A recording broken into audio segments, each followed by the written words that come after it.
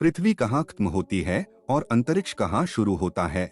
विश्वास करें या न करें, इस साधारण से प्रतीत होने वाले प्रश्न का कोई आसान उत्तर नहीं है। जैसा कि यह पता चला है, हमारे वायुमंडल के आकार को कम करना मुश्किल है, क्योंकि ऊंचाई बढ़ने के साथ यह उत्तरोत्तर पतला होता जाता है। पृथ्वी की सतह से 500 मील से अधिक ऊपर मौजूद निशानों के साथ उस बिंदु से यह धीरे धीरे सूर्य के आवेशित कणों के साथ विलीन होना शुरू हो जाता है, जो पृथ्वी के चुंबकीय क्षेत्र में फंसे रहते हैं। वैज्ञानिक पृथ्वी के वर्तमान वायुमंडल को ऑक्सीकरण वातावरण के रूप में परिभाषित करते हैं। अतीत में इसे कम करने वाले माहौल के रूप में सोचा गया था। यह ध्यान रखना महत्वपूर्ण है कि मानव जाति की तरह हमारा वायुमंडल पृथ्वी के बदलते ज्वार के साथ साथ विकसित हुआ है। मोटे तौर पर वे ज्वालामुखी विस्फोटों, प्रभावों और कार्बन और ऑक्सीजन उत्सर्जन द्वारा वायुमंडल में लाए गए तत्वों और रसायनों के प्रवाह का प्राकृतिक परिणाम थे।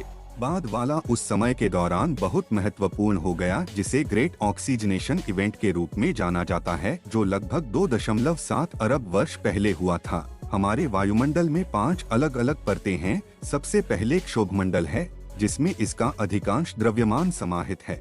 ध्रुवों के पास यह सतह से शुरू होता है और भूमध्य रेखा पर 30,000 फीट से अधिक ऊंचाई या 56,000 फीट तक फैलता है। वहां से हमें समताप मंडल मिलता है। यह वहां से शुरू होता है जहां क्षोभमंडल समाप्त होता है। फिर उससे 31 मील ऊपर इसकी अंतर्निहित स्थिरता के कारण अधिकांश हवाई जहाज यहाँ उड़ान भरते हैं। ऊपर की ओर बढ़ना जारी रखें और अंततः आप मध्यमंडल का सामना करेंगे। वह खंड जिसमें उल्काएं आम तौर पर जलती हैं, उस परत के ठीक ऊपर थर्मोस्फीयर है, जहां अरोरा बनता है। इसके बाद हम अंततः बाह्यमंडल में आते हैं, जहां वायुमंडल अंततः अंतरिक्ष में विलीन हो जाता है। यह मुख्य रूप से हाइड्रोजन और हीलियम से बना है, जबकि यह तेजी से पतला होता जा रहा है। तो पृथ्वी कहाँ रुकती है और स्वर्ग कहाँ से शुरू होता है? Journal of geophysical research space physics में प्रकाशित एक पेपर के अनुसार दोनों के बीच की सीमा तथाकथित कर्मन रेखा पृथ्वी की सतह से 73.2 मील ऊपर बैठती है। पृथ्वी का वायुमंडल काफी घना है, जो एक अच्छी बात है। यह हमें हानिकारक विकिरण, अंतरिक्ष मलबे से बचाता है और यह सूर्य से प्राप्त ऊर्जा को वितरित करने में मदद करता है।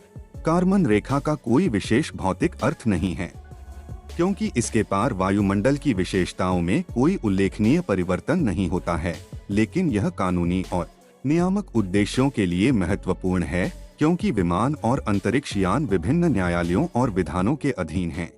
अंतर्राष्ट्रीय कानून अंतरिक्ष के किनारे या राष्ट्रीय हवाई क्षेत्र की सीमा को परिभाषित नहीं करता है। यह रेखा पारंपरिक हवाई जहाज या उच्च ऊंचाई वाले गुब्बारे द्वारा पहुंच योग्य ऊंचाई से काफी ऊपर स्थित है, और यह लगभग वह जगह है जहां उपग्रह, यहां तक कि बहुत विलक्षण प्रक्षेपवक्र पर भी एक ही कक्षा को पूरा करने से पहले क्षय हो जाएंगे। जबकि विशेषज्ञ इस बात पर असहमत हैं कि वातावरण कहां समाप्त होता है और अंतरिक्ष कहां से शुरू होता है। अधिकांश नियामक एजेंसियां FAI की कार्मन लाइन परिभाषा या इसके करीब कुछ को स्वीकार करती हैं।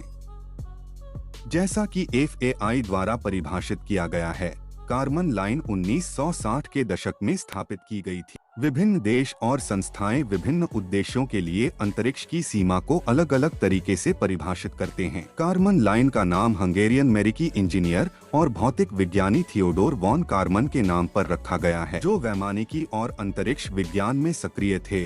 1957 में वह हवाई जहाज की उड़ान के लिए ऊंचाई की सैद्धांतिक सीमा की गणना करने का प्रयास करने वाले पहले व्यक्ति थे। तो दोस्तों, अब आपको पता चल गया होगा कि अंतरिक्ष की शुरुआत कहां से होती है। बाकी दोस्तों, अब आपको इस वीडियो के बारे में क्या कहना है, मुझे कमेंट में जरूर बताएं और वीडियो को एक लाइक जरूर करें। और हाँ, हम फिर मिलेंगे ऐसी ही मजेदार वीडियो में। तब तक के लिए जय हिंद, जय भारत।